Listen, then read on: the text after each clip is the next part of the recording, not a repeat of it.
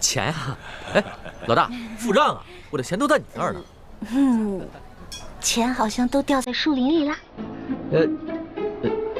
哎，二位，你们谁付账啊？不是，那个掌柜啊，我们呢原本是有钱的，但是一不小心钱丢了，是不是啊？对。对。你怎么知道？哎呦，赖账的都这么说，我见得多了。不是，掌柜的，我没有想赖账，我们呢只是途中遇到了一帮劫匪，然后我们……哎呦，一会儿说遇上了劫匪，一会儿说丢了，这出来想混神儿，先把谎撒圆了再说。这真没撒谎，是谁撒谎了？真是吃了熊拳豹子胆了！哟，哦，摆个臭架子吓唬我，是不是？你不是撒谎，那好，饭钱付了，哎，吃饭花钱这是天经地义，这个理儿说到皇上那儿也是这个理儿，对吧？皇上来这儿也是这个理儿，的确是这个理儿。不是，这掌柜的，我没有不给钱的意思。那你给钱，快把钱给了啊！老大，要不然你先把你那个金镯子拿出来，回头给你买几个玉。不可能，这个金镯子是我另外一个兄弟给我买的生日礼物。那日在太原帮你当了一袋粮食，后来有一天好不容易赎回来了，这才几天还没带热乎呢，不能给你。掌柜的，要不然这样，我们呢给你写个欠条，回头我让人给你送过来，我给你送10倍啊，不对，我给你100倍。哎呦，呸！还10倍100倍，这混神的我见得多了，可没见过像你这么笨的。你撒着谎，小孩都不信。我真的没有撒谎，我家里真的很有钱。你别说10倍100倍了，1000倍10000倍我都给得起。掌柜，你醒醒好吧，好吧，回头真有重赏，还有重赏啊！哎呦嘿，我可等不及重赏了，我先赏你。小二，有，还有吃霸王餐的，谁？他们俩给我捆了，送衙门。站住！一般遇到这种情形，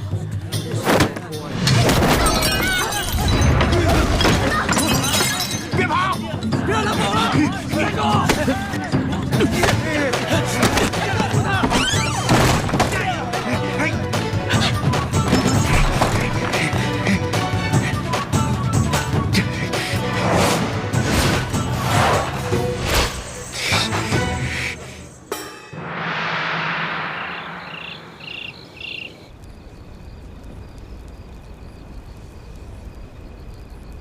想不到我堂堂大清皇帝，居然沦落到付不起饭钱，还被市井小民追着满街跑。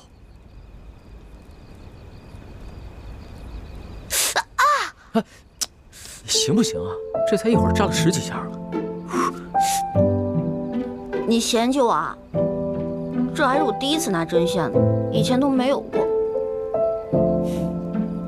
这么说，你是把第一次给我了？当然了。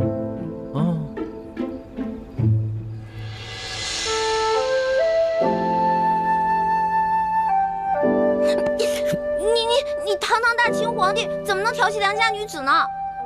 烦死了！别着急啊，第一次慢慢来。听不见！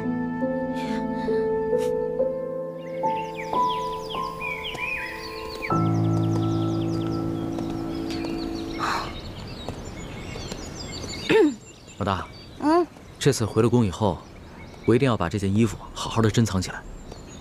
至于吗？不就缝得差了一点吗？你还存起来，好随时嘲笑我是吧？老大，我是跟你说认真的。我贵为天子，却被自己提拔的官员追得如此狼狈。这次出巡对我来说意义太重大了，所以我要收藏好这一件衣服，好时刻提醒自己做一个好皇帝。我要建立一套行之有效、提拔监督官员的制度，这样天下才能太平。说得好，龙小弟。哎呀，也不枉我昨天帮你缝衣服扎破手指了。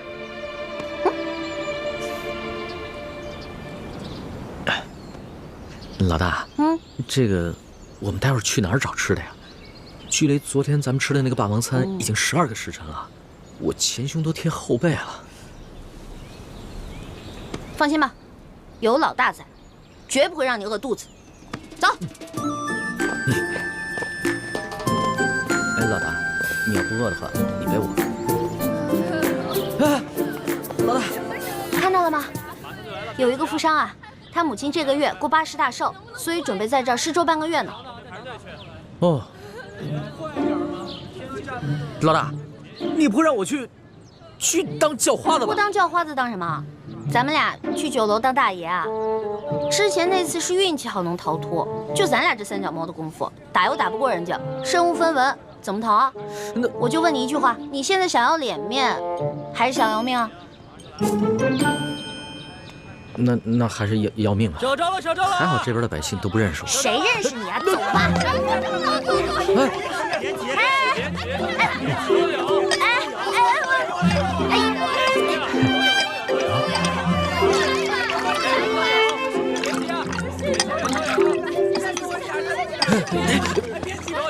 挤什么挤啊？明明是你挤我了。我挤你怎么了？我比你爹岁数还大，就你这样子，还和我们这些老不死的抢一碗稀粥，你知羞不知羞啊你？麻烦，再来一碗。没了啊！回去吧啊！没了啊，没了啊！今天都没了。下次再来吧。哟，后生，你来晚了，这都没了。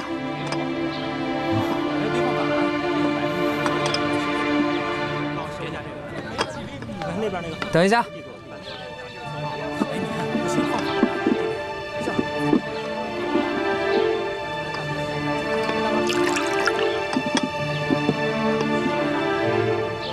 给。我说小后生，你可别嫌弃这碗刷锅水了，它总比一碗清水强啊。多少能沾点骨气。你不要，我要。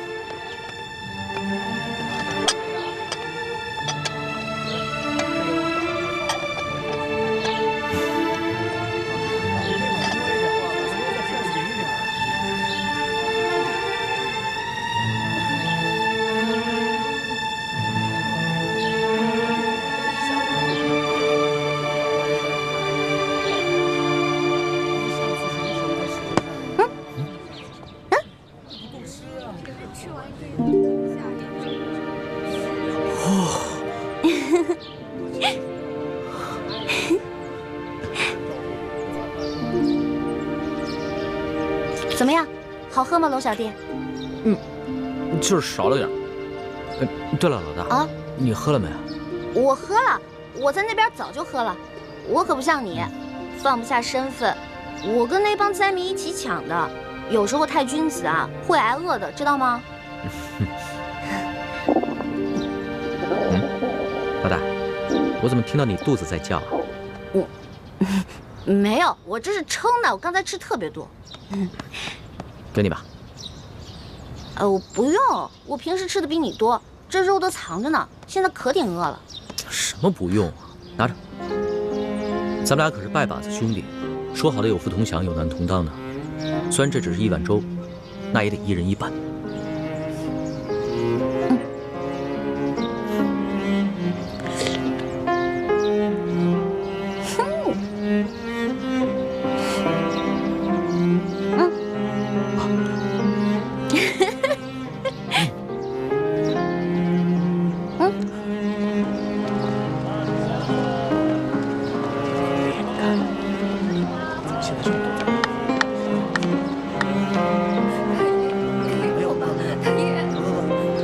不行，我得想个法子尽快回京城。我要是在这儿多耽搁一天，百姓们就得多受一天的苦。这里离京城千里之远，就算走一天100里，也得走10多天呢。要是能雇辆马车就好了。雇马车啊，我问过行情了，从这儿到京城雇辆马车5两银子，你有吗？哎，我现在算是知道了，什么叫做有钱男子汉，没钱汉子难。老大，要不然你把那……公子，少一点吧，我真的没有了。得吃饭。谢谢公子，谢谢公子，真是。给我一点吧。走吧，没有了。老大，你就让我把那个金镯子给当了吧。等我回了京城以后，立马让人帮你赎回来。不行不行啊！我这个金镯子是我一个兄弟送我的，我那个兄弟心思很重的，如果他知道我把金镯子当了，他一定会很难过的。哎呀，你自己想办法赚钱嘛，别老打我金镯子的主意，行不行？好，我知道你是故意刁难我，我还就不信了，我挣不了这5两银子。这才是我的好龙小弟嘛，文武双全，什么都会，对不对？不过你想到什么办法赚钱了吗？老大，你的耳环呢？哦，这儿呢。哎，你的金镯子不能当，耳环可以吧？耳环是可以啊，不过耳环不值什么钱，只能卖10几个铜板。10几个铜板就够了，走。哎，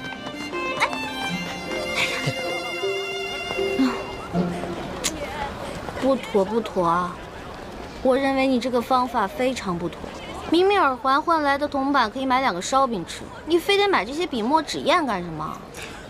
我卖了字儿以后，你还吃烧饼啊？我给你买10只烤鸭，让你边坐着马车边吃着烤鸭回京城。吹吧吹吧，反正大清吹牛不上税。老大，你别门缝里看人，把人看扁了。我自幼好学工书，不到10岁的时候啊，这朝中诸位大臣啊，对我的字儿那是争相收藏。民间更是一字难求啊。如今我沦落在此啊，拿自己的字儿换一点盘缠，不管是谁买了，那都会当成传家宝的。是啊，你最棒，你最厉害，你是皇上，你说了算。发钱了！来客了，来领钱了！你看看，我就说了吧，我字儿有人喜欢。发钱了！发钱了啊！都有啊，开好队，节都有。你的，看到了吧？你的字在他们眼里还没个铜板实惠呢。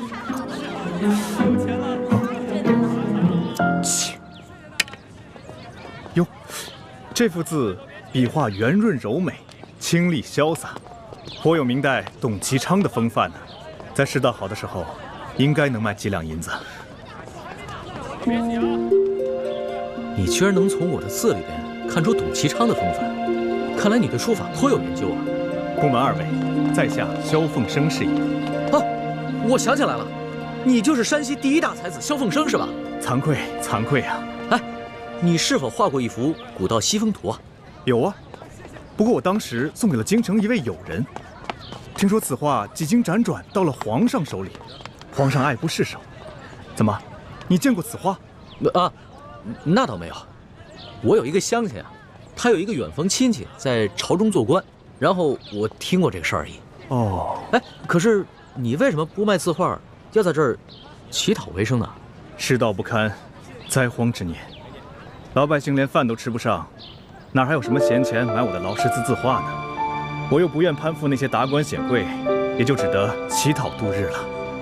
富贵不能淫，贫贱不能移，怪不得先生能画出连皇上都欣赏的大作来。这位兄台倒是萧某的知音呢。不过我也没有别的东西可赠，这枚铜钱我就赠与兄台，好歹也能买碗薄粥。告辞了。哎，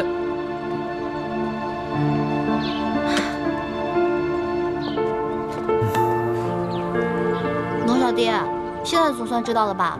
大臣们啊，觉得你的字值钱，并不是因为你的字写的有多好，而是因为你是皇上，天子墨宝谁不想要啊？那些富商要是知道你是皇上的话，倾家荡产也会买你的字的。老大，你就别再挖苦我了。这趟微服私访，学到的东西实在是太多了，比在宫里边读的所有的书加起来还要多。响鼓不用重锤，那我就不多言了。哎呀，不过我要开始准备去给你赚路费了。我都赚不到，你能行吗？我，李欢，江湖就是我的天下，知道吗？哼，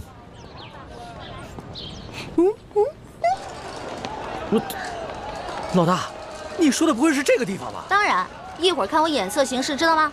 走。哎，老大。来，买定离手了啊！来，当然买双，这边当这边双啊，这边是双。买定离手，来，当然买双，看决定啊！赶紧下注啊！好嘞，想着运气这么差还赌呢？来，接着来，继续。我说怎么没把都输呢？原来那儿有个小叫花子，滚！说谁小叫花子呢？告诉你，我们小爷有的是钱。哟，金元宝，真有钱啊！五把，还光头呢。金镯子，谁呀？好，有种你跟本少爷。好，赌就赌。好，来。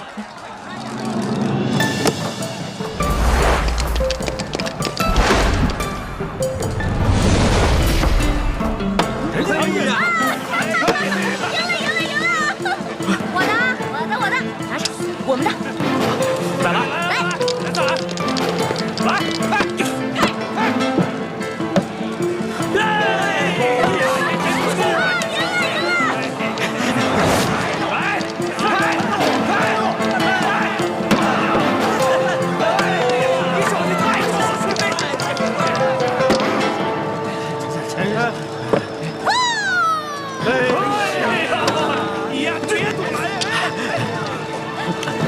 老大，算了，见我就收啊！哎呀，我正玩得兴起呢。老大，好，那个，最后一局了啊，小爷没时间了，最后一局了啊！最后一局，全压了，快压了，对，全压上，一把定翻回来，一把定输赢，对，好，没事，给我一把定输赢。对了，来，豹子来了，豹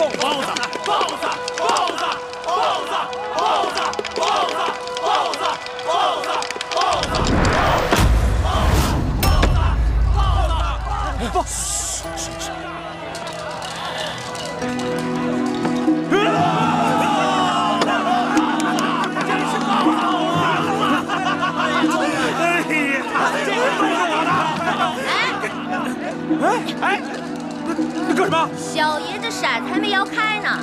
开啊！开啊！对呀，你还能开什么呀？等着啊！来，随便来啊！开呀！真是要开直接。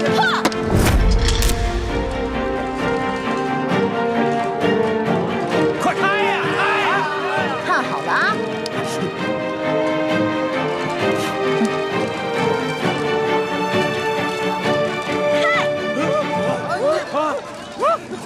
怎么是19两？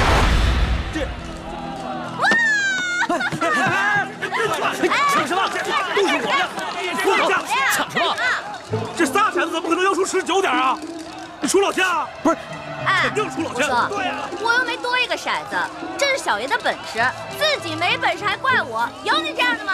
出老千，不能算这个，这肯定出老千，咱不能让他走。这把不能算，再来一把。哎，官兵来抓赌了！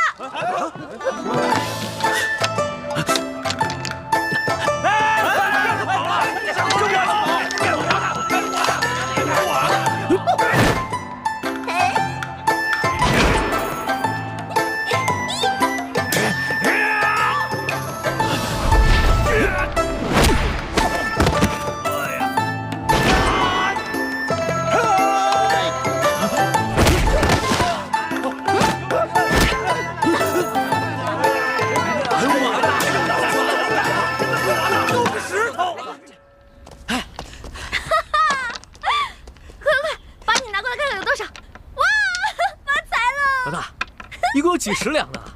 这下好了，我们不仅雇马车的钱有了，吃饭的钱都有了。老大，你真行，那当然了，要不然怎么做的你老大呢？哎，拿过来啊！这些钱都是我挣的，跟你没有关系。哎，行，算我欠你的，回头我就还你，行吗？还我？我的利息可高了，你还得起吗？老大，你可不要趁火打劫呀！趁火打劫？全天下哪有你这个皇上厉害啊？大明内乱，你们大清趁机占领了大明的整个江山，老百姓刚刚经历了战乱，想过上几天安生日子，可你们呢？朝中权贵搞起了圈地，各地的官吏争相设置各种关卡，变相收取各种赋税，你们这才叫做趁火打劫，一本万利的勾当呢！我怎么了？我说错了吗？我说的都是实话。龙小弟，其实这就是我要的利息。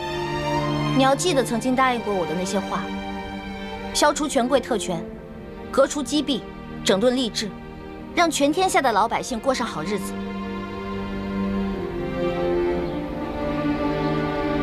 好，我答应你，这个利息我一定还。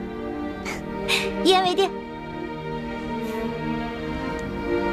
一言为定。盖章。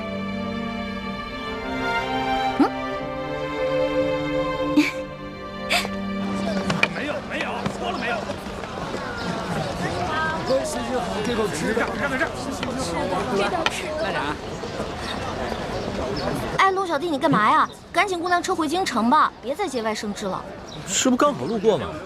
我这辈子就没吃过霸王餐，咱们还是把没付的钱给人结了吧。别人小本生意也不容易啊。龙小弟还挺好面子，老百姓就怕皇帝不要面子，随便天下骂声一片，民怨沸腾，皇帝却装聋作哑听不见。放心吧，我这次出宫啊，这心也算是真开窍了。哎，走开！来，两位客官，哎，请。掌柜的，这是上次欠你的饭钱，够吗？哎呀，二位，你们客气了，够了。是不是没想过我们会回来呀？哎呀，哪能啊！二位都是正人君子，肯定会回来。按照我的做派呢，就像你上次那么奚落我，就可以抵了这顿饭钱。不过呢，我小弟为人正直，非要拉我回来还你钱不可。哎呦，是啊。哎，二位爷，不是小的粗俗势力，小本生意都亏不起。这么着，我再请二位用一餐，算我对你们上次那个赔罪，你看如何？不必。哎，可以，有酒有肉。老大，吃白不吃吗？不是你，没事儿，人是铁，饭是钢嘛，吃饱以后再上路啊。万一一会儿路上想买好吃的没有了呢？而且你看老板人家多有诚意啊。就是嘛，哎，赏个脸，二位赏个脸啊！哎，小二，快，请二位爷楼上雅座。哎，好，这边挑雅座啊！小心楼梯。哎，慢点。啊！好，吃。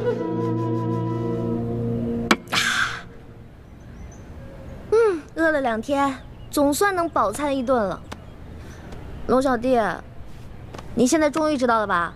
为什么我这么贪吃？就是因为小的时候总挨饿，吃完上一顿，下一顿就不知道什么时候吃了。我总想着，可着一顿饭使劲吃，这样就不会挨饿了。我明白了，老大，你就放心吧，以后我再不会让你挨饿了。不光不让我挨饿，也要让全天下的老百姓都不挨饿。好，我努力，尽量做到。老大，我们现在是不是该过辆车回京了？可以啊，我们要把这些点心都带上，饿的时候可以吃啊。也是啊，这里的旱情虽然没有太原的严重，但是估计路上要买到吃的也挺难的。来，再吃点。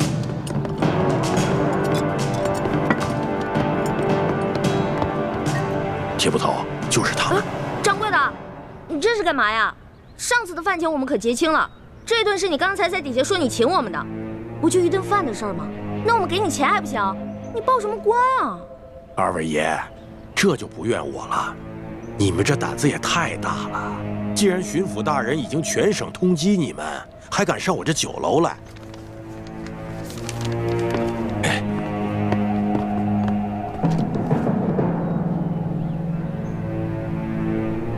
想不到我身为大清皇帝，竟然被自己任命的官员通缉，惶惶如丧家之犬。下一章。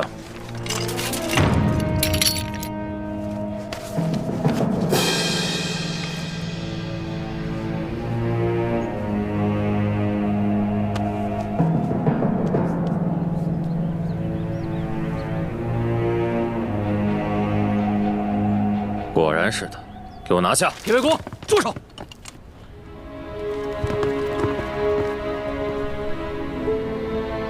你认识我？我虽不认识你，但我知道你是谁。你做了20多年的捕头，破获无数刑案，抓过无数盗匪，屡受朝廷的嘉奖。去年你因公致残，没了左手，皇上特意恩诏，命宫中的能工巧匠帮你打造了这只可以伸缩的铁手。你怎么知道我这铁手是皇上亲自下诏打造的？你知道我是谁吗？你是谁？你是巡抚大人下令通缉的要犯龙三。那你可知巡抚大人为何事要通缉我？当然知道，假冒钦差，伪造圣旨，勾结牛角寨的山匪，打劫官粮官银。铁卫国，你误会了，这通缉令上的案情另有内情。我乃是真的钦差，是皇上下密旨让我来山西公干的。公干？我铁某办案无数，不肯认罪的犯人见得多，但没见过你这么负隅顽抗的。巡抚衙门都已经定了罪，发海捕文书通缉你了，你还在这满口跑马。我告诉你，有什么话，好好随我回衙门说。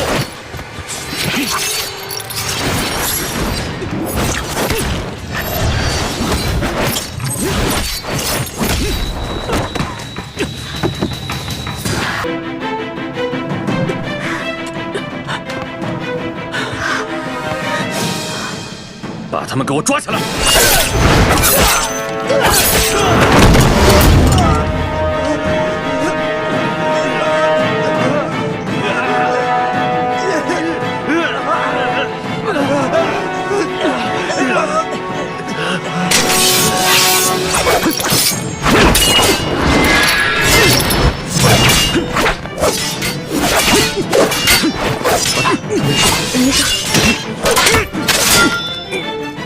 快走！你认识他？我不认识他，我们快走吧。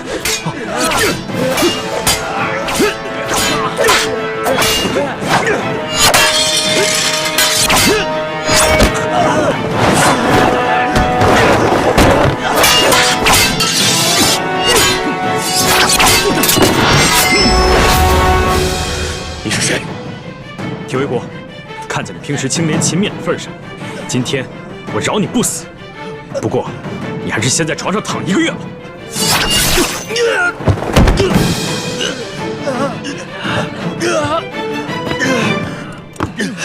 包子嘞，热腾腾的包子。上殿前，上殿大人。没有，闪开！刚出笼的包子。龙小弟，我有那么重吗？你怎么跟打醉拳似的，歪歪倒倒的呀？老大，这是我这辈子第一次背人，我能背着你一口气跑出华阴县，就已经不错了。糟了，钱，我把钱全都落在酒楼里了。老大，先别想钱的事了，保命要紧呀。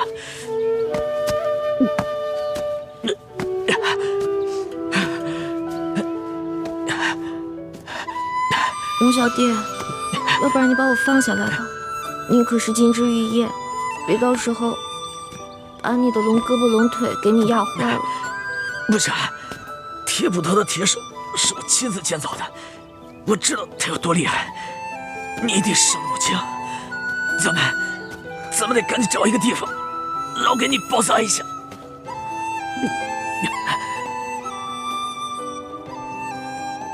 前面好像有一个茅草屋，进里面休息一下吧。啊，我也真的是快走不动了。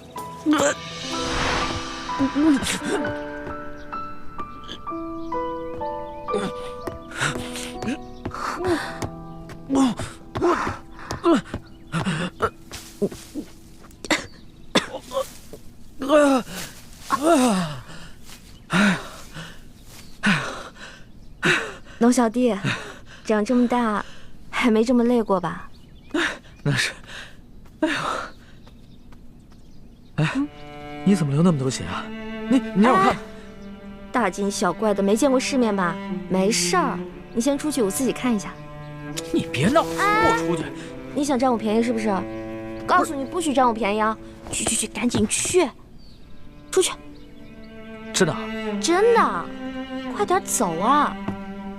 走，快点儿！快点儿啊！快去！哎，不是，你确定你自己能行啊？我确定。去。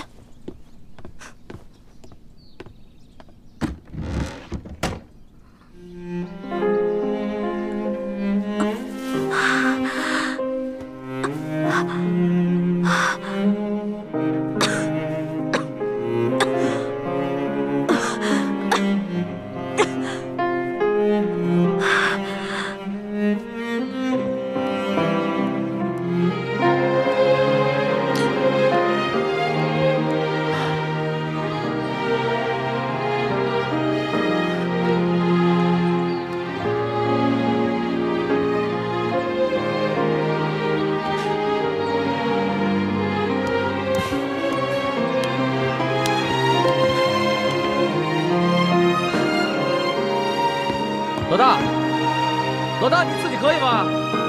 你怎么不说话呀？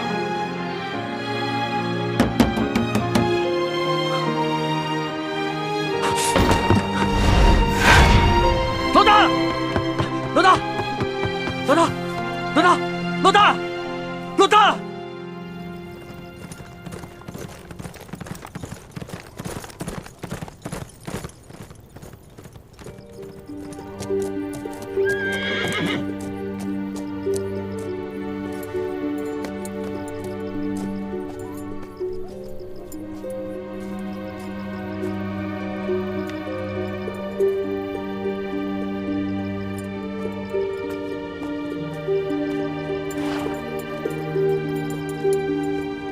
大师兄，叶师弟，你不是跟着樊师妹一起，随着吴应琪进京了？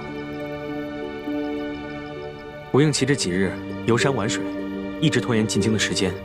几日前，我和樊师姐发现，这次伏击打得并不顺利。那龙大人的手下武功个个都不弱，前去搬救兵的人当中，我们杀了3个，跑了2个。二公子，卑职办事不力，愿受责罚。罢了，你已经尽力了。继续暗中追查龙大人的下落，想办法把龙大人的行踪透露给刘德昭。可是刘德昭也有把柄在龙大人手上，就算他真的抓住了龙大人，也未必敢杀了他。卑职担心他们2人化敌为友，暗中达成交易，这对我们来说，是不是太不利了？所以你更要掌握好时机，杀了龙三之后马上撤离，让刘德昭的手下晚到一步，替咱们把舒剑之死和龙三之死这2口黑锅都给背了。卑职明白了，卑职这就去办。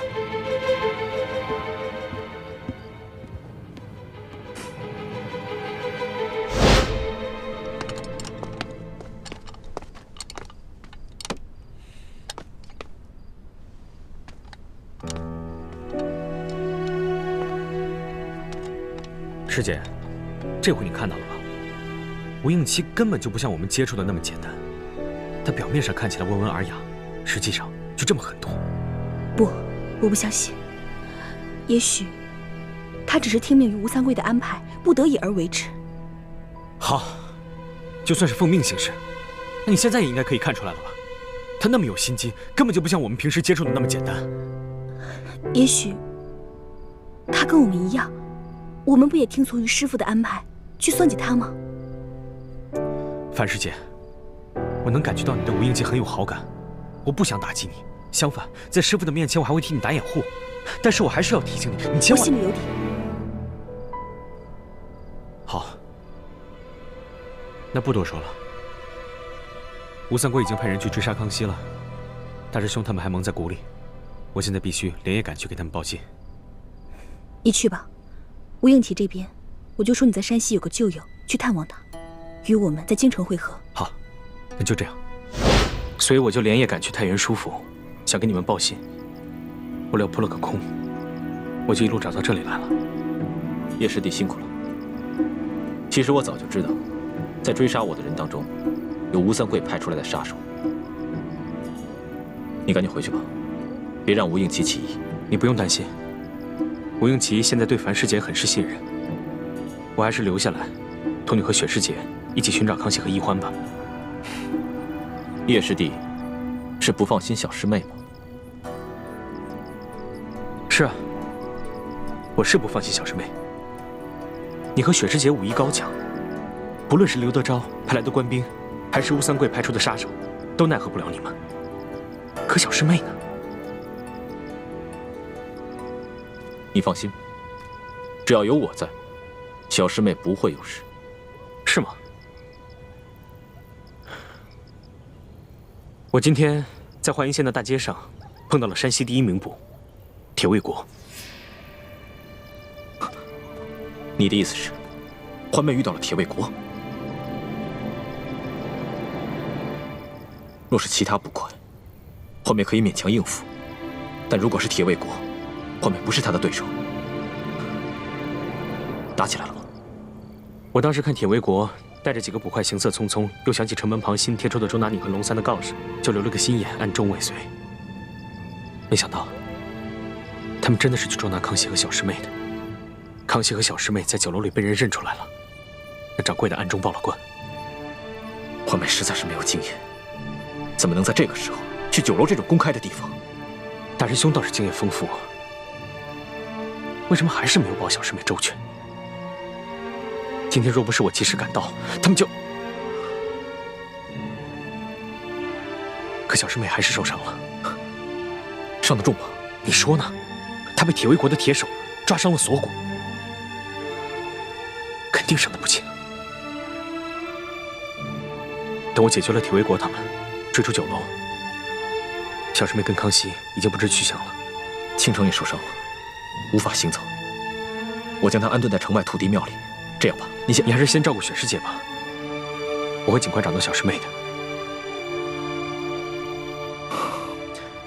你放心，小师妹现在和康熙在一起，就算我找到了他们，我也不便现身。我会第一时间通知你，让你和雪师姐赶去与他们会合。有你在她身边，我放心。暂时只能这样了，多谢你，叶师弟。多加小心。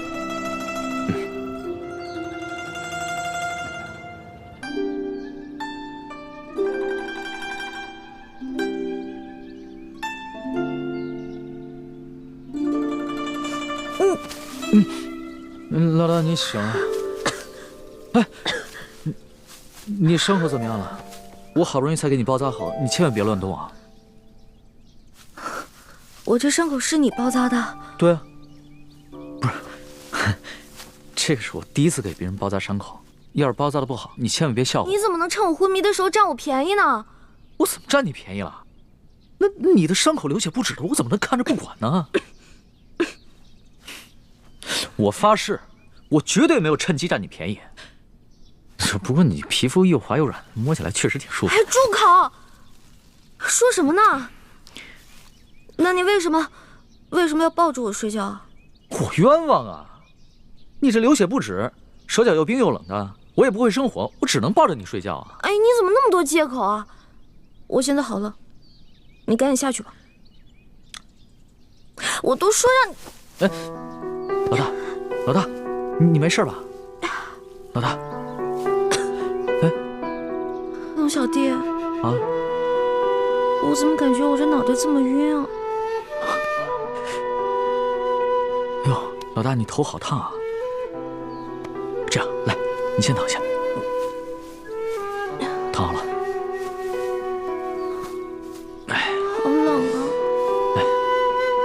把衣服盖好，把衣服盖好，你就不冷了啊？不冷了。龙小弟，我想喝水。水啊，水，你等着，我去给你找水去啊。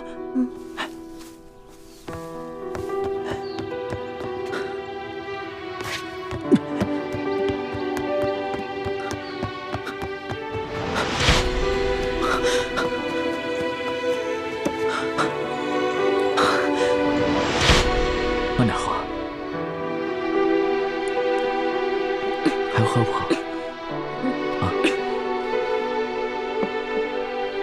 我好冷。冷啊！来，你先躺下。来，躺下。好冷啊！这样，我出去给你拾一些柴火回来，给你生火取暖，好不好？那你好好躺着，别乱动。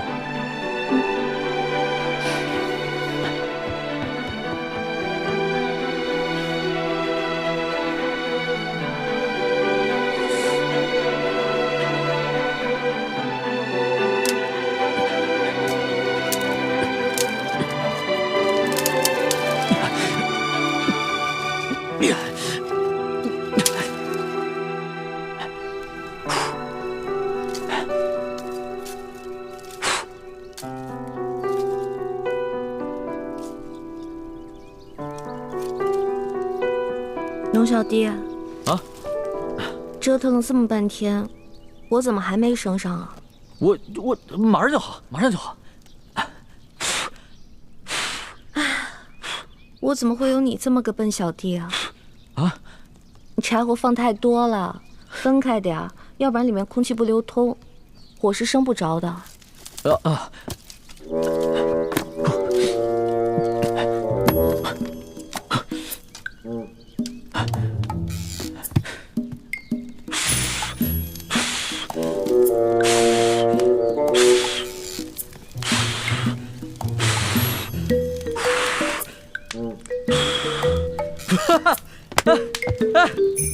这可是我第一次把火给升起来了，不容易啊！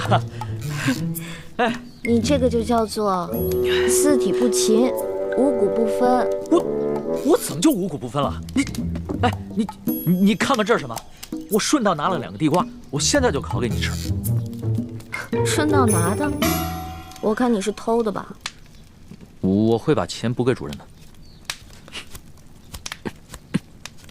哎呀，前几日我拿了人家一只鸡，你当时怎么跟我说的？不告而取，就是偷。哎呀，行了，说话伤元气，你伤得那么重，别毒舌了。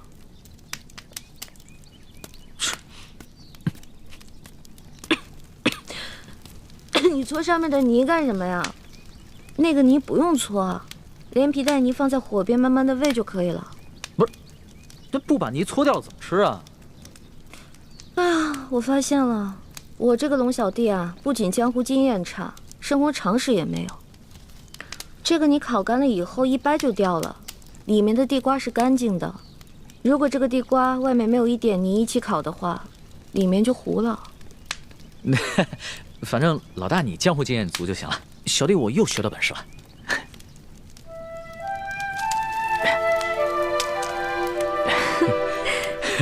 你怎么扔火里了？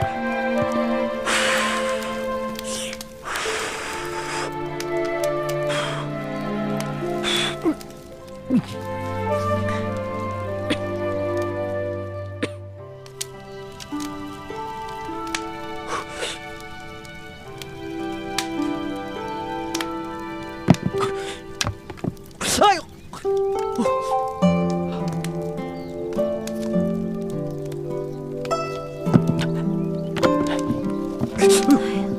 你小心点儿，别烫坏了你的龙爪。好的，慢点儿。这烤糊了，哟，这心里还生着呢。那我再去给你烤烤。哎，不用了，我没有你那么挑剔。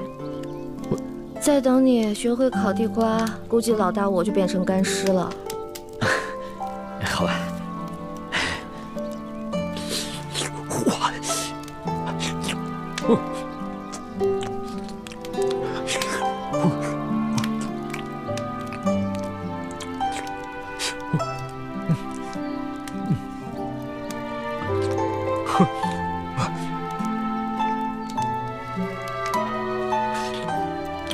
好吃吗？好吃。我以前做攻略啊，都没吃过烤地瓜，没想到地瓜这么好吃。就我以前吃那些烤鹿肉、烤熊肉什么的，都没这烤地瓜好吃。你看你现在这副狼吞虎咽的样子，以后还敢不敢说我吃相不好啊？我告诉你，我这么落魄的事啊，只有你一个人见过。你一定要守口如瓶，要不然的话，我就灭你的口。守口如瓶可以啊，但是我要封口费。好。龙小弟，把我这个也吃了吧。不是，那你怎么办啊？吃不下了，我好累啊，我再睡一会儿。好，那来，你先躺下，先躺下，往上躺点啊。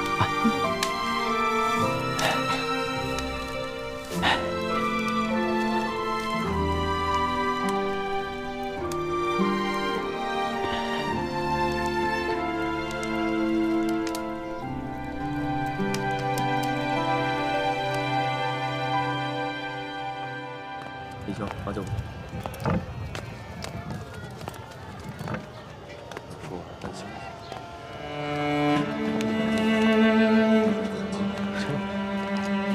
大姐，来我算命吗？不要。那价钱好说，漂亮大，结实。您看看这个，不错吧？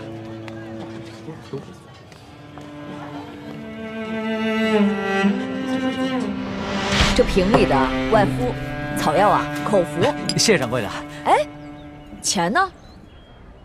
掌柜的，我今日出门的时候忘了带钱，你能不能让我先赊一下账，改日我连本带利一起还你？去，没钱买什么药啊？掌柜的，你行行好，我妹妹她已经病得不省人事了。我这开的呀是药铺，又不是慈善堂。再说了，这救济百姓啊，乃是皇上和官府的事儿，又不是我这个生意人能做的。你要怨，就怨皇上和官府吧，别怨我。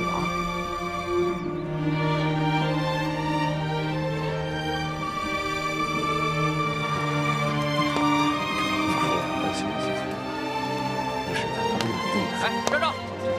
过来，你站住！手上拿你。哎，站住！这怎么办？走吧，你过来，走吧。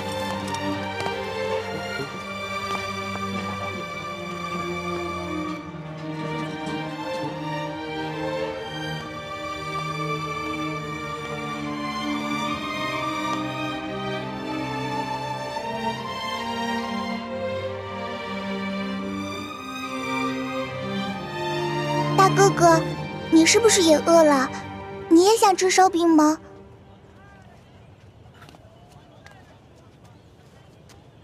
小妹妹，哥哥不饿，是哥哥的妹妹饿了。你能把这张白面烧饼分给哥哥一半吗？等将来，哥哥一定还你10张肉饼。真的，你没骗我？真的，我没骗你。好吧，我相信你。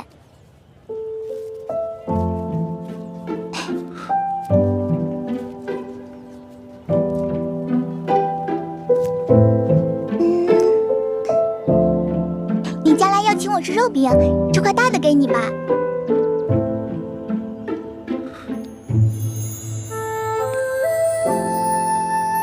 小妹妹，你真好。你能告诉哥哥你叫什么名字吗？我叫喜儿。喜儿，真好听。娘，买稻米了。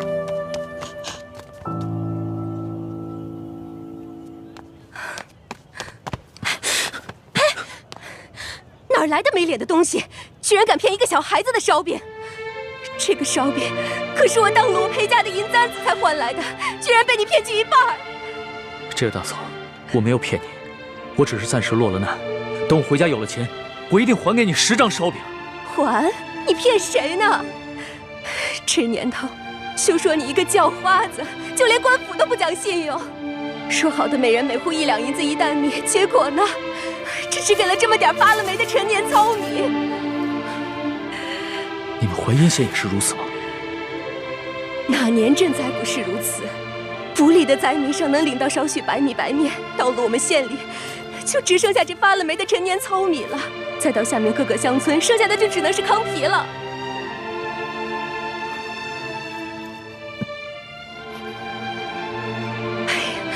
喜儿，以后可不能这么傻了。这些人都是骗子，骗你的。喜儿，你一定要相信哥哥，哥哥将来一定会还给你10张肉饼的。我呸！还不快滚！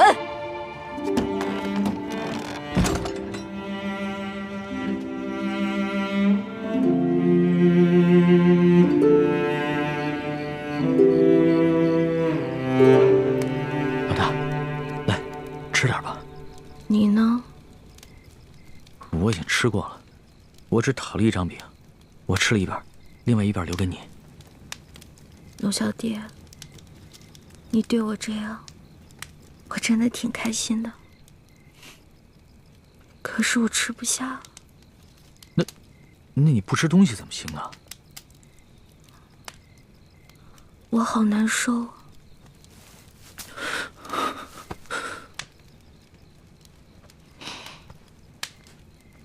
龙小弟，我这个老大可能要先行一步了。别说胡话，咱们2个可是拜过把子的，说好了要难同当，同生共死的，所以为了我，你一定要撑下去。我尽力了。你知道我最怕什么吗？第一是恶，第2是丑，第3就是死。龙小弟，我也好想陪你回京城。可以的。我还想去收那些你欠我的利息呢。放心吧，人不死，账不烂，你一定好好撑着。要是你不在了，我来账了怎么办？你不会来账的，你还会整顿吏治，革除疾病，让老百姓过上好日子。因为你是一个好皇帝。我之前说过，你是天底下最不该爱的人。可是我现在收回这句话，你真的很好。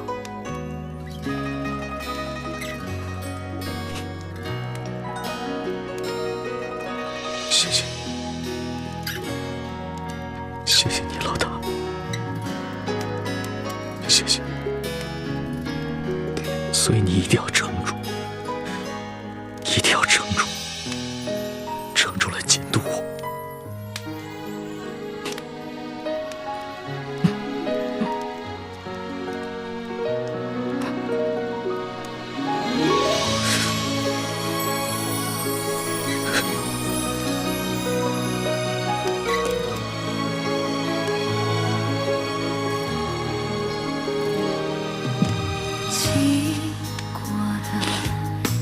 龙小弟，你哭了。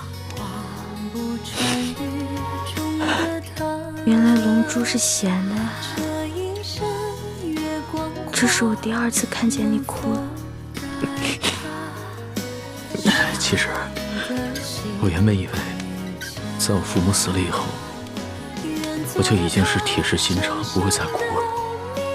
没想到，上一次我是为了百姓，而这一次，只是为了你一个人。有你这句话，我死也知足。老大，你不会死的，老大，你不会的。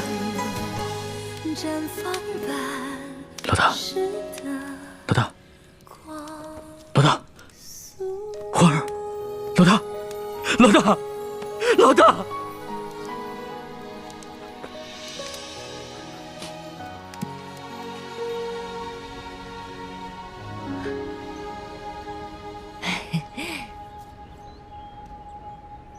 掌柜的，咱们可是说好了啊，这个金镯子我只是暂时抵押在你这儿，你一定要好好保管，改日我一定会赎回来的。放心吧，我是生意人，这药铺开了多少年了，做生意的讲诚信，懂规矩。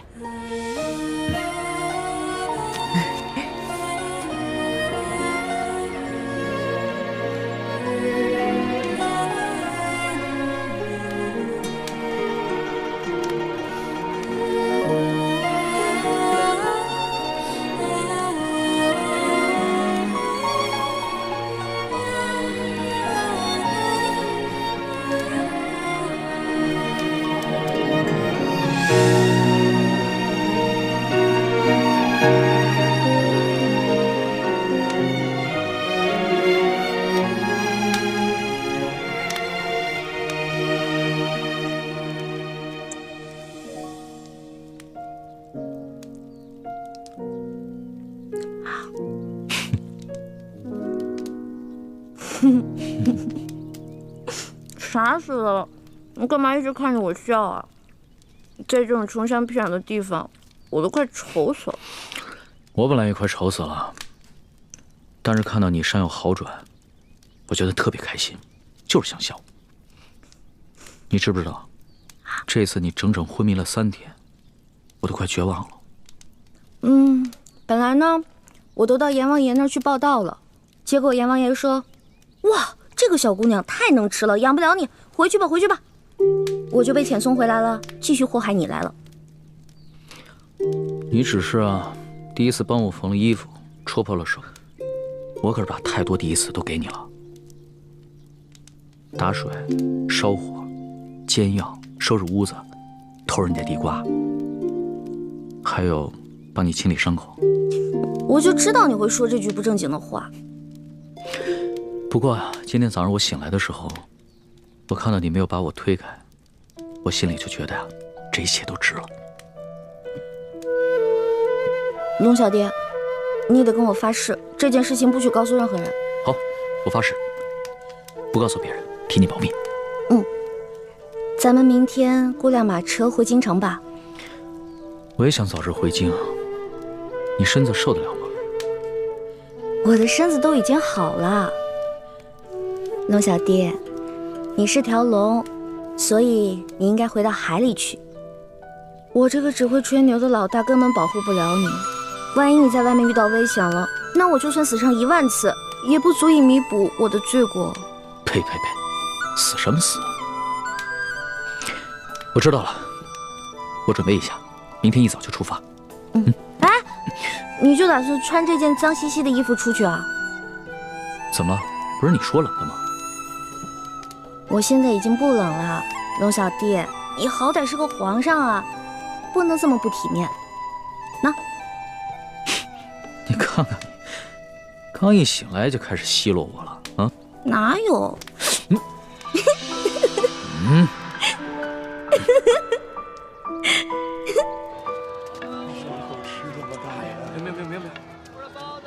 客官，您的药都包好了，来，您拿好。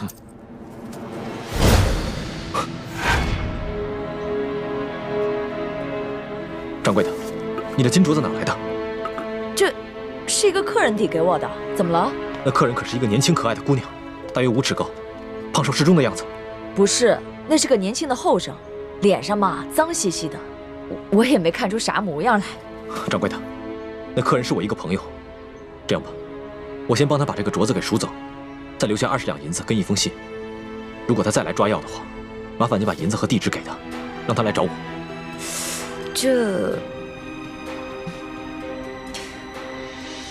好吧，谢谢。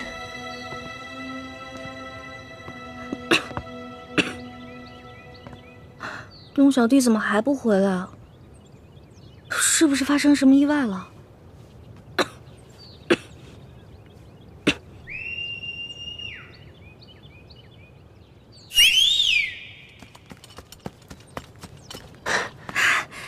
叶哥哥，小师妹，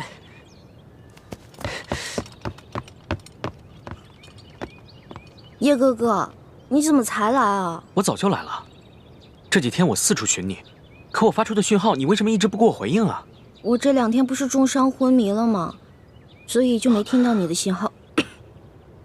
你昏迷了？嗯，伤得这么重？没事儿，你看我现在都好。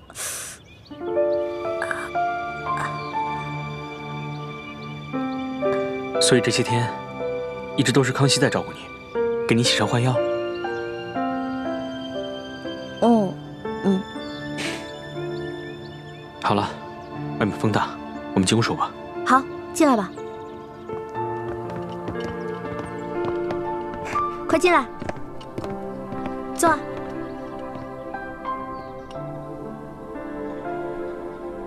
这屋子里怎么就只有1张床？那这些天你和康熙……叶哥哥，你千万别误会，这2天我晕得七死八活的，什么都不知道。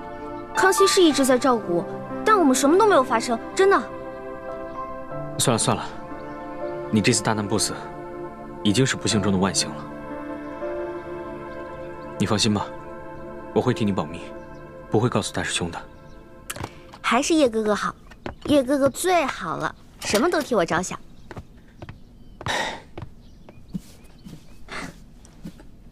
喏，给你，这次别再弄丢了。这个金镯子怎么会在你这儿？不是龙小弟给当在药铺了吗？淮阴县本来就不大，整个县里只有1家药铺。今天早上大师兄去给雪师姐抓药的时候，雪姐姐怎么了？生病了？雪师姐也受伤了，而且伤得很严重。不过，她是因为保护大师兄才受伤的。雪姐姐对大师兄是真的好。大师兄去抓药的时候，突然发现那个药店的女掌柜手上居然戴着这个金镯子。大师兄把这个金镯子收回来交给了我，让我继续寻找你和康熙。他和雪师姐就在落脚的土地庙里等消息。我这几天把淮阴县东南西北方圆20里的地方都找遍了，给你发出的信号你也不给我回应。不过好在今天总算找到你了。辛苦了叶哥哥，但是你千万别误会，这2天我一直昏迷，什么都不知道。我们身上实在是没钱了，所以龙小弟为了救我的命，才把这个金镯子给当的，给我换药。你不会生我气吧？我当然生气了，不过我气的不是你最终把这个金镯子当给了药铺，而是你为什么不早点拿它换钱抓药啊？金镯子比你的命还重要啊！我不是怕我当了以后让你伤心吗？有你这句话，我就很知足了。哎，叶哥哥，天马上就要黑了，你赶紧走吧，不然等龙小弟回来该看见你了。好，那我现在就去告诉大师兄，让他和雪师姐来找你会合。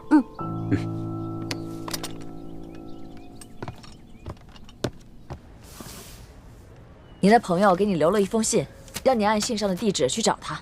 谢谢掌柜。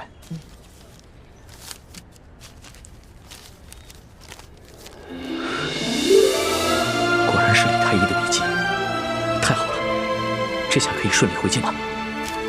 谢谢掌柜的。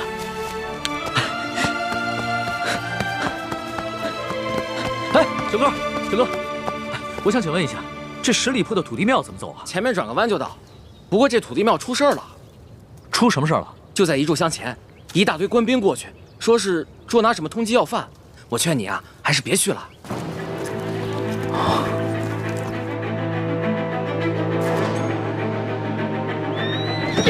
撤！站住！快抓住他们！站住！奇怪，这些官兵怎么知道我们藏身之处的？多半是吴三桂的手下追踪到我们的行踪，故意泄露给官府的。小师妹和康熙都在城西海岸岗，你们把他们牵引到城东，我去找欢妹他们，然后咱们在省北会合。好，撤！